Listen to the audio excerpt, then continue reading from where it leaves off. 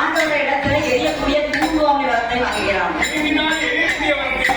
ஆமா, அந்த வரத்தை வாங்கி பகவானை எரிக்க வந்துட்டான்.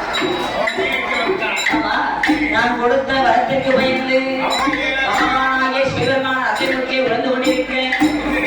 என் பெருமானாகிய கோபாலக்கண்ணன் அழகான பெண் வயது கொண்ட அரக்கனை வரைமுடித்து நேர பகவான் தந்தார். அதான் அரக்கனை வதமுடிச்சேன். ரெண்டு பேரும் கைலாசம் போலான்னு பகவான் சொன்னா பாருங்க, நான் அவனுக்கும் எரிய முடிய வளர்க்க கொடுத்தனேன், நீர் எப்படி வரைமுடித்தேன்? அரக்கனை கொண்ட குழந்தை ஆண்டவன் பார்க்கணும்.